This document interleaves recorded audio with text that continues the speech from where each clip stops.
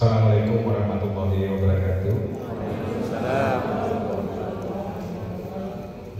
Yang saya hormati Ibu Edi Prawesti, Kepala Bidang Guru dan Tenaga Pendidikan Dinas Pendidikan Provinsi Jawa Timur, Pak Taufik Hidayati, dan seluruh jajaran bidang BPK yang saya banggakan.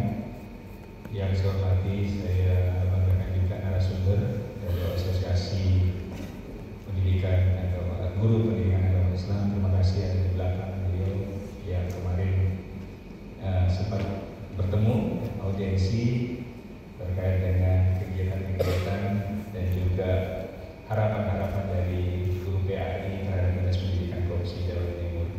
Yang saya hormati para guru PAI dan berbagai sekolah yang hari ini melakukan kegiatan peningkatan kompetensi bagi para guru PAI di Jawa Timur. Tentu kegiatan ini adalah inisiasi kita bersama, bukan saya saja, tapi memang ada masukan, ada informasi terkait bagaimana agar guru PAI ini juga sama dengan guru-guru lain mendapatkan pengembangan peningkatan kompetensi. Dan alhamdulillah kita sudah melaksanakan yang keempat bersama dengan hari ini 4 angkatan. Jadi kalau nggak salah 400 ya, walaupun jumlahnya tidak sebanding dengan guru PAI yang ada di Jawa Timur, tapi kita sudah berusaha secara maksimal. Mudah-mudahan tahun depan dikasih rezeki bisa ditambah lagi angkatannya sehingga bisa merata kepada seluruh guru-guru PAI yang ada di Jawa Timur. Pertama-tama kita panjatkan puji syukur kehadirat Allah Subhanahu Wa Taala. Alhamdulillah kita selalu diberikan rahmatnya, hidayahnya dan inayahnya sehingga kita diberi kekuatan, diberikan kemudahan di dalam mengemban tugas-tugas kita sebagai pendidik yang tentunya insya Allah diberkati oleh Allah Subhanahu Wa Taala. Tidak lupa kita kirimkan salam dan salawat atas junjungan kita Nabi Muhammad SAW. Bapak Ibu sekalian, saya baru kali ini membuka acara agak cepat. Biasanya jam 4, biasanya juga setelah maghrib. Karena hari ini, mohon maaf Bapak Ibu sekalian, saya ada agenda 8 kegiatan yang harus saya laksanakan dari pagi tadi sampai dengan siang ini. Saya sudah ke Kota Batu, terus ke Malang, nanti ke Singosari, terus lanjut Probolinggo, kembali ke Surabaya, ada kegiatan di Surabaya, lanjut ke Madiun, terus ke Kediri terakhir. Jadi saya mohon maaf Bapak Ibu sekalian, sebenarnya senang saya bisa berlama-lama dengan Bapak Ibu sekalian, tapi sudah direct waktu supaya tidak meleset waktunya. Jam 2 harusnya saya sudah harus di Singosari karena mempersiapkan lomba semifinal lomba cerdas cermat tingkat sekolah menengah yang baru kali ini kita laksanakan lagi. Sudah lama Bapak Ibu sekalian masih ingat ada cerdas cermat dulu waktu zaman kita itu yang di PGRI. Ini kita mulai munculkan kembali semangat yang sama, bagaimana anak kita ini menguasai semua ilmu supaya anak kita ini terus menguatkan literasi daripada mereka kegiatan-kegiatan di luar tanpa ada arah. Nah sekarang kita mulai lagi membangkitkan itu. Memang agak mepet waktunya karena kemarin kita seleksinya mulai dari tingkat sekolah bersama dengan tingkat cabang dinas kabupaten kota. Sekarang sudah masuk semifinal 6 wilayah.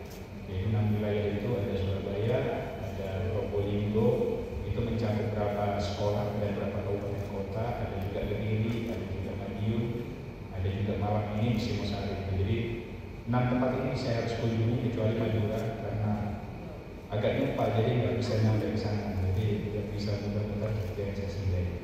Nah Bapak Ibu sekalian, yang pertama saya pesan karena Bapak Ibu sekalian adalah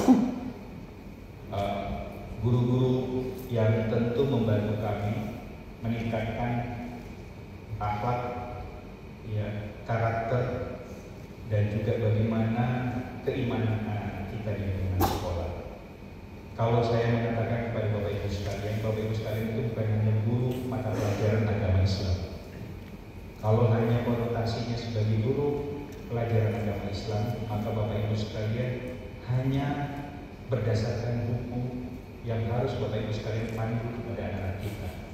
Tapi sebenarnya yang paling penting poinnya adalah Bapak Ibu sekalian sebagai pembimbing agama bagi anak-anak kita, agar anak-anak kita ini terarah keimanannya, kenapa selama ini Bapak Ibu sekalian banyak anak kita dimasukkan sebagian besar itu ke pondok pesantren. Ada juga yang dimasukkan ke sekolah-sekolah yang berbasis agama. Kenapa? Karena menemukan jawaban di sekolah-sekolah umum itu tidak ditemukan keseimbangan antara agama dan akademik. Karena menurut mereka, kalau di sekolah yang berbasis agama, khususnya agama Islam, mereka mendapatkan bekal agama yang cukup, bahkan lebih. Tapi juga mereka ilmunya tidak berkurang. Maka mereka memilih sekolah-sekolah tersebut. Saya contohkanlah mungkin Al-Hikmah, ya, Al-Falah, dan lain-lain, bahkan pondok pesantren yang berbasis boarding school. Dipilihnya itu karena ada hari-hari dan juga jam-jam yang sudah ditentukan mereka keseimbangan antara pembentukan akhlak, keimanan, dan juga karakter dengan keseimbangan akademik. Nah, kalau mereka masukkan di sekolah umum, yang mereka dapatkan adalah guru pelajaran agama Islam berdasarkan hukum.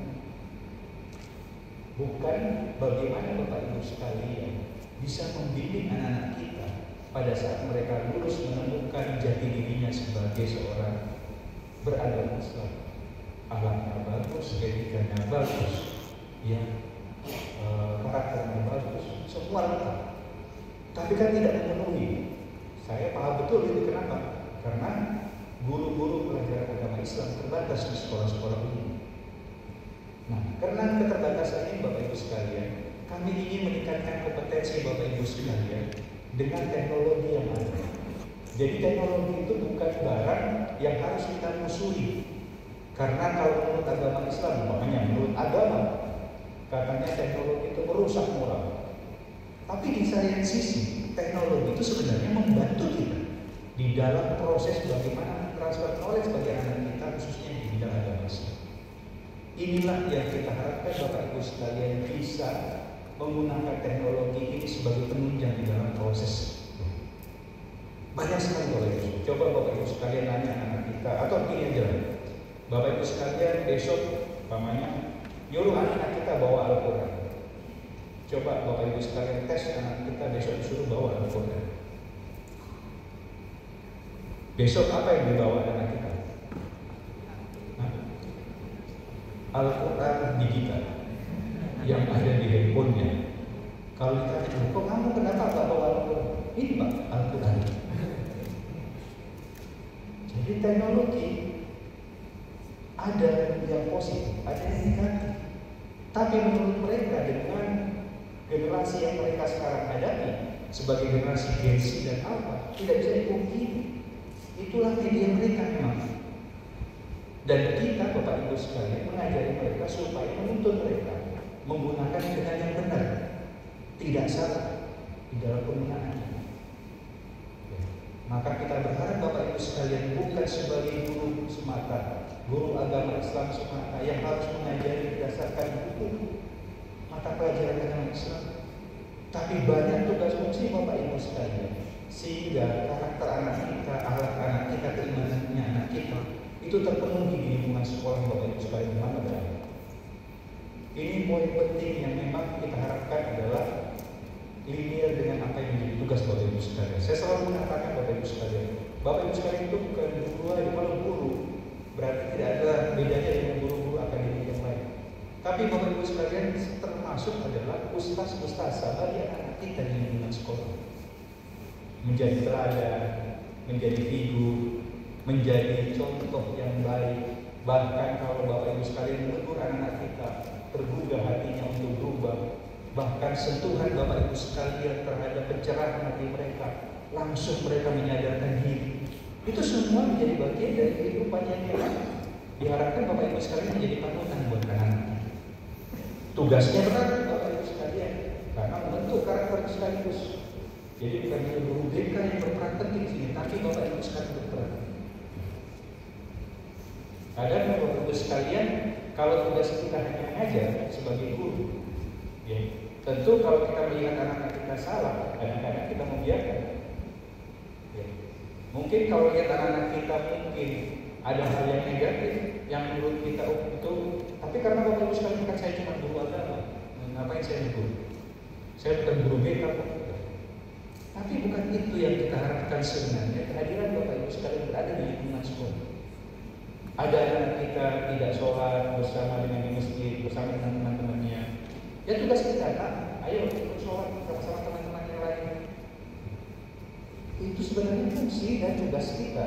Selain memang tugas resmi kita sebagai guru pelajaran agama Islam. Selain itu Bapak Ibu sekalian, di saat ini era teknologi tidak dipungkiri anak-anak kita perubahannya begitu drastis. Ya, teknologi yang mereka genggam saat ini itu membedakan antara positif dan negatif agak sulit. Kenapa saya katakan agak sulit? Karena mereka tidak ada pendamping yang benar terhadap bagaimana mereka memaknai apa yang mereka lihat, apa yang mereka pelajari, dan apa yang mereka rasakan dari apa yang mereka lihat dari media sosial maupun teknologi yang mereka pegang. Nah, disinilah efek-efek pendampingan yang diperlukan oleh Bapak Ibu sekalian sebagai guru agama yang dilinearkan dengan kurikulum pendidikan agama yang Bapak Ibu sekalian ampuh selama ini. Contoh Bapak Ibu sekalian, apa sih kesulitan kita kalau kita memperlihatkan mereka contoh visual yang ada gadget, tampilkan di media pembelajaran Bapak Ibu sekalian yang mungkin bisa mendukung dalam proses itu, tampilkan. Nah, ini kalau anak-anakku sekalian yang saksikan, apa menurut pandangan anak-anakku sekalian di sisi agama terkait dengan bagaimana mereka di antara beragama saling bertoleran. Munculkan banyak sekali contoh-contoh yang bisa dijadikan bagian dari edukasi kehidupan beragama. Nah, kalau ini dilakukan menurut kamu apa? Ada lagi contoh lain. Nah, ini menurut kamu, menurut ajaran Islam benar atau tidak? Ada yang paham nggak? Di dalam surah atau ayat apa yang dibacakan yang mengatakan bahwa ini tidak?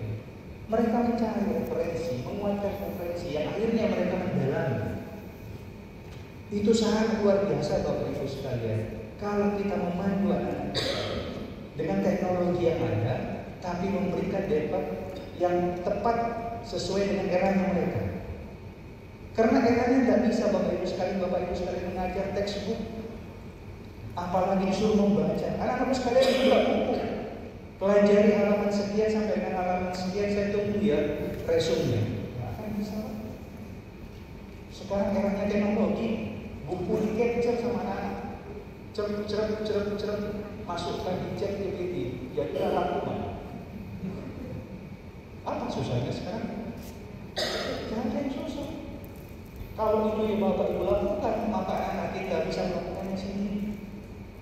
Tapi kalau basicnya Bapak Ibu sekalian kuat teknologi, menguasai teknologi, tapi bagian dari pembelajaran proses Bapak Ibu sekalian mentransfer knowledge, maka itu memudahkan Bapak Ibu sekalian untuk memahami anak-anak kita di dalam proses pendidikan. Ini penting. Ini poin yang sangat luar biasa kalau memang kita terus mengolah diri kita untuk meningkatkan kompetensi yang kita miliki. Nah, Bapak Ibu sekalian, tentu kita berharap di lingkungan sekolah Bapak Ibu sekalian, walaupun sekolah umum, tapi yang namanya agama terus melekat bagi anak-anak, menjadi kehidupan sehari-hari bagi anak-anak. Bahkan mereka tambah semangat. Karena bekalnya, rohaninya itu dapatnya dari mana? Dari Bapak Ibu sekalian sebagai guru pendidikan agama, tapi di lain sisi Bapak Ibu sekalian sebagai pendamping buat mereka. Ya, jadi ustaz, jadi ustazah, jadi teladan, panutan yang sangat dihormati. Dihormati itu karena bukan kita penting, tapi karena ini Bapak Ibu sekalian yang membuat mereka segar, yang membuat mereka menghormati Bapak Ibu sekalian. Karena keteladanan yang diberikan, kita rapi, ya, kita bersih, ya, performance kita juga dijaga sebagai seorang Islam. Nabi Muhammad saja kita dicontohkan bagaimana menjadi orang yang jadi panutan itu ya dari contoh dari hidup. Maka oleh sebab itu Bapak Ibu sekalian, kami mohon bahwa tugas dengan semua adalah tugas yang sangat mulia. Selain mentransfer knowledge pendidikan agama buat anak-anak kita terkait dengan berbagai syariat Islam, apakah itu kewajiban, rukun dan lain-lain, tentu akan menjadi bagian juga bagaimana kita mendidik anak-anak kita terhadap etika dan adab. Bapak Ibu sekalian yang saya hormati, satu lagi yang tentu saya berharap Bapak Ibu sekalian membantu kami di dalam tugas tanggung jawab. Bapak Ibu sekalian tahu kemarin kejadian di tanggal 28 September kemarin, 28 Agustus kemarin. Kejadian yang sempat menghebohkan adalah karena demo yang kita harapkan tidak akhir menjadi akhir, yang banyak merusak di berbagai tempat di seluruh Indonesia, termasuk di Surabaya dan daerah-daerah lain yang ada di Jawa Timur. Bapak Ibu sekalian tahu siapa yang terlibat? Pelajar, mulai dari SMP, SMA dan SMA. Tahu yang Bapak Ibu sekalian kenapa anak kita bisa terlibat? Karena ketidakpahamannya terhadap bagaimana mereka menghadapi hidup ini. Mereka ikut-ikutan, mereka diajak dengan tidak jelas maksud dan tujuannya, tapi mereka melakukan tanpa kesadaran dan juga tentu mereka tidak paham bahwa itu adalah melanggar proses hukum.